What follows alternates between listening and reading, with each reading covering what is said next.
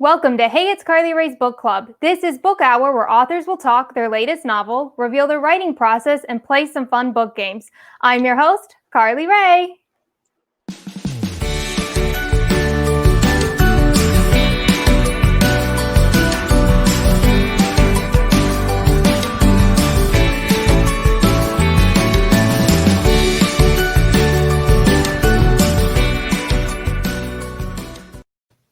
Today, we have the digital director of Oprah Magazine and author Arianna Davis. We're going to talk about her new book, What Would Frieda Do? A Guide to Living Boldly, what it was like to craft a book about Frieda, if she always had a desire to bring Frieda to life through her eyes in a book, and see what it's like for Arianna to be the one being interviewed for a change. We'll also find out how well Arianna knows her facts on Frieda when we play a game of trivia. We'll dive in right after this.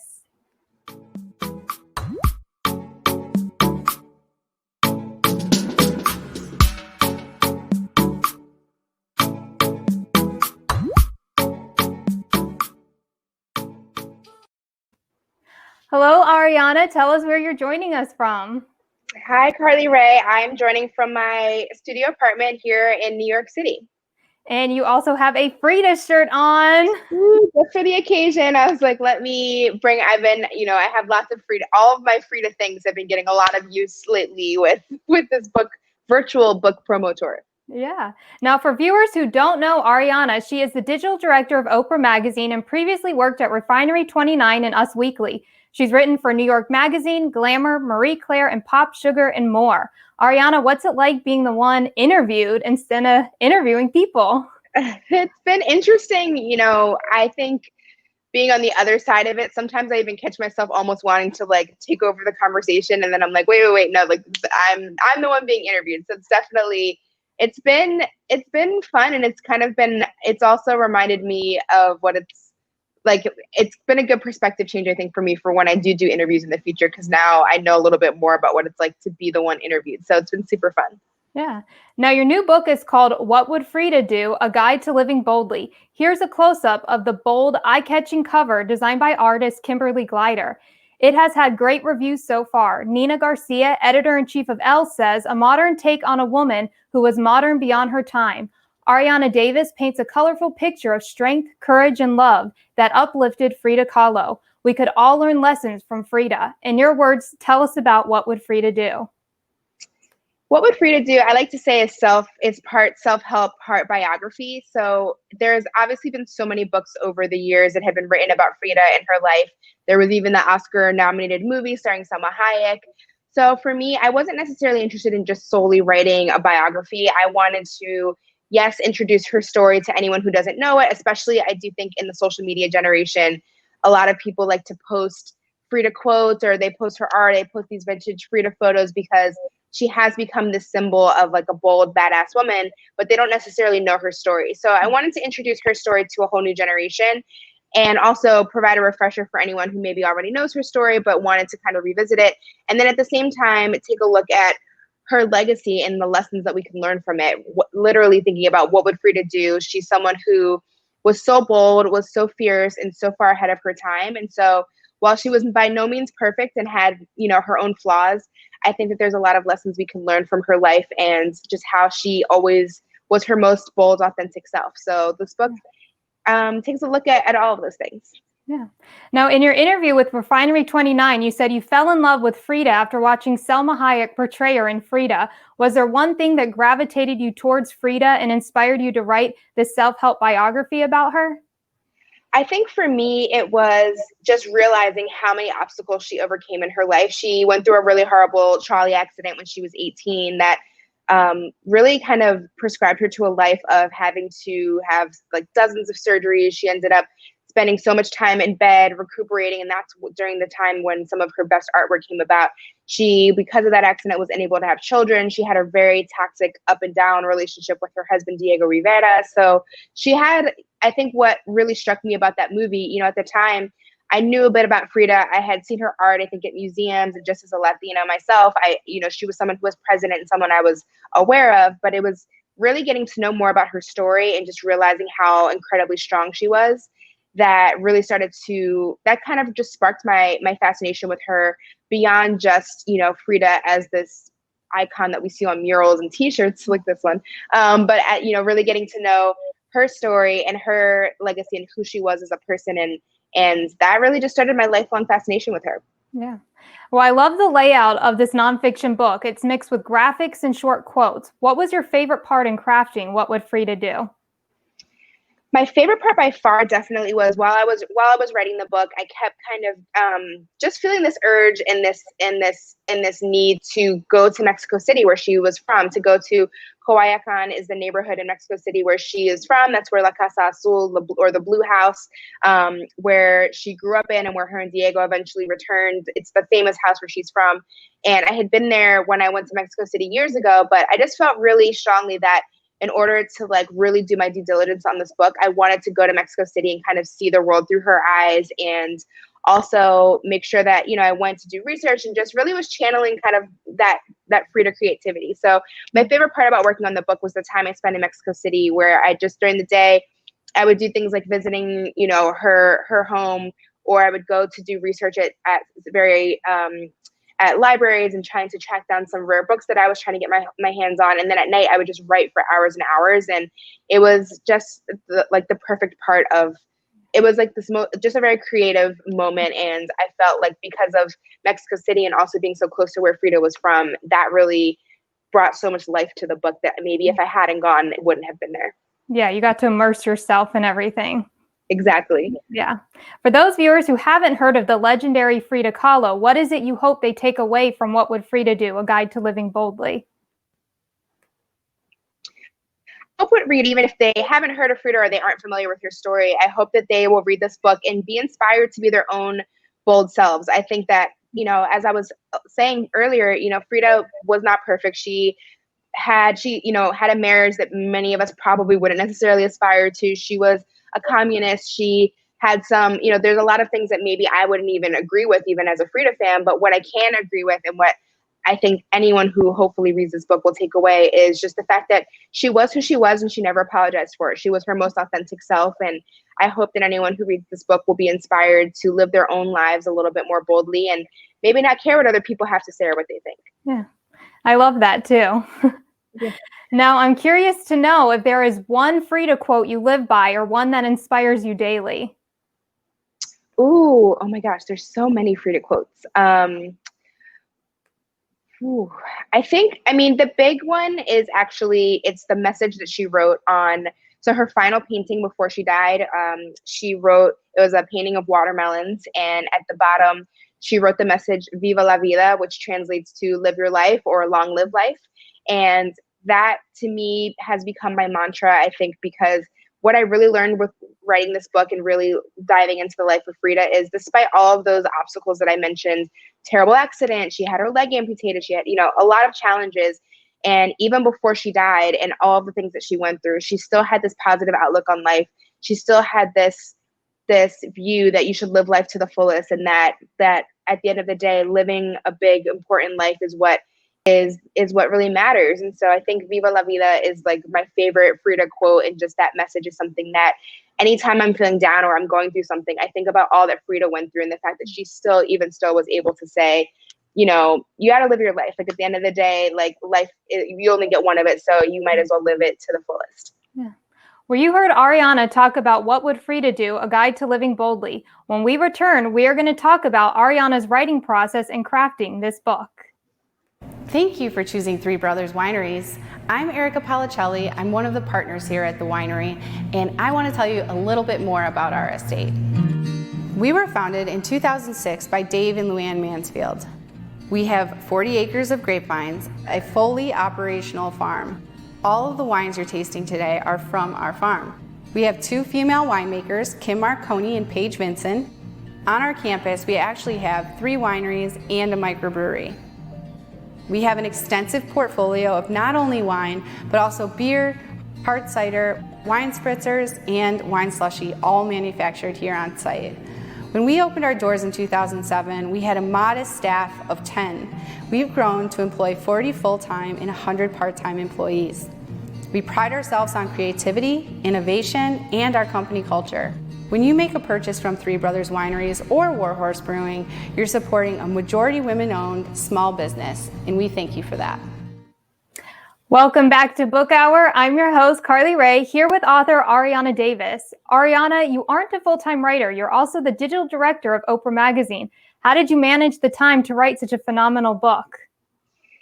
Well, it wasn't easy, I will admit. I think it was definitely a challenge, but I think I just had to be really strict with my time, and I just knew that I kind of understood while writing the book that that was going to be a time where I probably was going to be a little bit overwhelmed, and I basically would make sure that I set aside a few hours during the week after work, and then also just every single Saturday I just would spend like the majority of the time writing. And then what was really key for me was taking that time. I was in Mexico City for about a week, and that was like I just took vacation time, and I wasn't thinking about my day job, and it was like completely 100% about the book and just focusing on researching and writing. So it was not always easy, and it was definitely overwhelming at times, but I was so passionate about it, and I just knew how important this book was. And I also had a deadline from my publisher, so I just kind of had to make it work. Yeah. What was the process like in crafting this biography? Did you attend a lot of Frida's exhibits, research for hours at home? Walk us through the writing process. I know you said you went to Mexico City. Was there anything else you did besides that? Yeah, so actually there was an exhibit right around when I signed the contract and I was getting started in the research phase. I went to an exhibit at the Brooklyn Museum. There was it was called Appearances Are Deceiving. It was mostly about Frida and her style and her wardrobe and her appearance, and how through everything that she wore and what she put on her body, even down to the lipstick that she wore, was very symbolic. So I went to that exhibit, and I literally like took pictures of everything and just like wrote down a million notes. And in addition to that, obviously I got my hands on like every Frida biography that's like ever been written. I also read her husband Diego Rivera's autobiography, and there's one biography in particular by Hayden Herrera that was written, I think, in 1983. That's kind of known as like the golden standard, and it's like this thick. It's like 600 pages, and it's actually what the movie Frieda was based on. So I, tore through that and just wrote so many different notes. And so it was a lot of just reading, researching, definitely going to exhibits. I was just constantly looking at her art online, and also just I would like save photos of her art in my phone and just kind of go through them, and just periodically just go through her art and try to give an analysis even for myself of how I felt about it and what were my takeaways. So it was a lot of like studying her art, researching her story, and reading biographies, and then the trip to Mexico that I mentioned. Now, how long did it take you to write this nonfiction book? A year, 6 months? It took me, I think in total, it was around like 8 to 9 months total with like researching and writing the first draft. And then after that point, obviously I went through a few different rounds with my editor. So in total, I think the book itself, with like all of the drafts and everything, was just about a year. Yeah. Now, with so many books on the market, what sets What Would Frieda Do apart? I think what Frieda Do is unique in that, as I mentioned, it's self-help, but it's also a biography. I think that it's looking at the life of someone who is so iconic and is someone who many of us know her face or her name, but it's looking at that life and it's introducing you to her story while also hopefully inspiring you to take lessons from that story. So I think it's unique in that it's a little bit of self-help, but also a little bit of biography. And it's also not, I think, even just like everything from the cover to hopefully the way that I wrote it, I think is unlike anything else that I've seen in the nonfiction realm, at least in a while. Yeah. How has it been breaking into the book market? Was it difficult finding an agent? Did you have to revise many times before publication? The process actually happened a bit backwards for me, and then an agent found me for this project. So Seal Press, which is the imprint under Hachette Books that published my book, they had this idea that now, might be a good time during this time where, we're talking a lot more about women's empowerment and living bold lives. They thought that it could be an interesting time to publish something about Frida Kahlo, but they were looking for the right writer. And so an agent actually reached out to me and said she had heard through a former colleague of mine that I was a huge Frida fan, and Seal Press was a big fan of my writing and my work. And so they asked if I would be interested and if I had any ideas or thoughts. And I mean, it was an honor to be even approached. And at the time, as I mentioned, I knew that like time commitment wise, it might be a little difficult with my day job to then like write a book. And so at first I wasn't sure if I would be able to really actually do it. But I was just like, you know what, like this is just too great of an opportunity to turn down. And I love Frieda, and I immediately had a ton of ideas. And so I just figured like, I'll go for it. And so definitely, I had a few different rounds with my editor, but for the most part, I think from the very beginning, I'm lucky in that they trusted my vision. They loved this idea of thinking about what would Frieda do and the lessons we can learn from her life in addition to it, so that it didn't just feel like yet another Frieda biography. Yeah. Well, there you have it, viewers. When we return, it is game time with Ariana. Coffee. The liquid that helps us start our day or keeps us going at 2 p.m. when our keyboard pillow nap comes calling.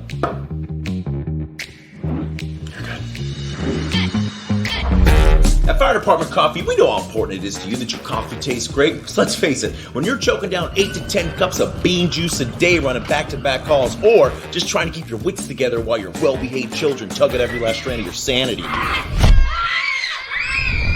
we want to make sure that every last drop in your mug is the best coffee you've ever tasted. Who are you talking to? That's why at Fire Department Coffee, every stage of your order is watched after by carefully trained professional eyes, like our head roaster, retired fire captain Dave Dave! From our R&D department that's always striving to make sure that your next cup of Fire Department coffee is the perfect balance of wonderful taste and the caffeinated motivation that you need to get through your day. There has got to be a better way of testing this. Probably. Making sure that you get your orders delivered to you as quickly and affordably as possible. Hey Doris, you know you're the only lady I hand deliver to. Oh, thank you, Jason. I was wondering if you could help me. I think my cat is stuck in the attic again. Are you sure he's up here, Doris? It's really hot. I can't see anything. Oh, I'm sure he's still up there. Why don't you take off your shirt? You wouldn't want to overheat. Not falling again for that, Doris. And at the end of the day, we're just thankful that we get to follow our passion of making high-quality coffee for thousands of hardworking people all across the world. So thank you for your support, and we look forward to making each and every one of your days better, one cup of coffee at a time. Cut. Woo! Good job, guys. Very nice. Smooth. A lady named Doris just ordered a couple bags of coffee and asked for it to be delivered by her steamy ginger firefighter. Oh, that lady is relentless.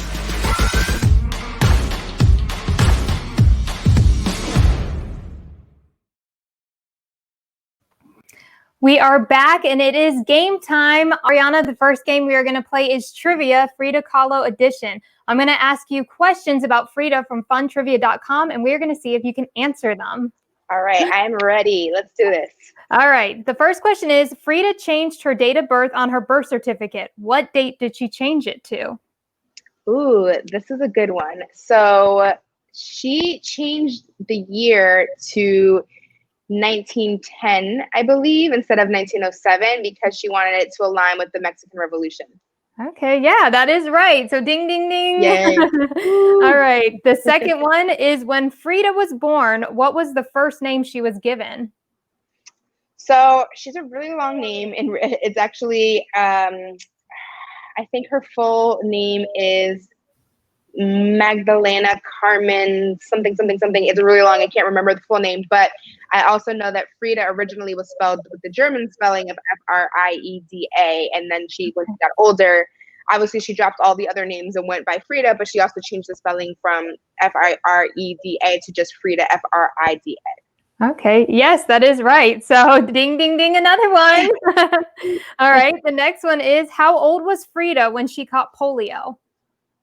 Oh, I think she was 8, I want to say.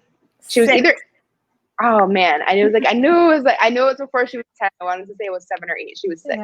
Yes. That was close though. Yes, I was close. All right. Diego and Frieda were married in what year? Oh, okay. Now you're getting into years. Let me say, I want to say it was 1928. 29? Yes. Yes. It's like, I know it's right before 1930. Yeah, it was right around then. Yeah. I was close. 1 year off. 1 year. All right. The last one is, where was the first solo exhibition of Frieda's works held? In the first solo exhibition was in Mexico City. This is New York. Oh, New York. You're right. You're right. It was actually her first one was in New York. The first one that was in Mexico was the one that was right before she died. Yes, it was in New York. What was the one in Mexico? One of her last ones? Yeah, that was actually her last one. It was the first one ever in her home country, and it's kind of famous because she was bedridden. Her doctors forbade her from leaving her house and from leaving bed, and so she was like, you know what? Then I'm going to go to the exhibit in my bed, and so she was carried into the exhibit in her bed, and basically like talked to the crowd of onlookers for her exhibit from her bed, which was just like so Frida in its style. Yeah, that's a fun fact. I didn't know that. Well, that concludes trivia. Ariana, you got, let's see, 2 out of 5. Oh, wow. Okay. But we could give you the Diego and Frida when they were married. You were only partially I was only a year one away. Yes. I have a lot of trivia in my brain. It's hard to keep track of it all. Now we're going to play 10 questions. So are you ready? I'm ready. All right. The first one is, would you rather read or paint?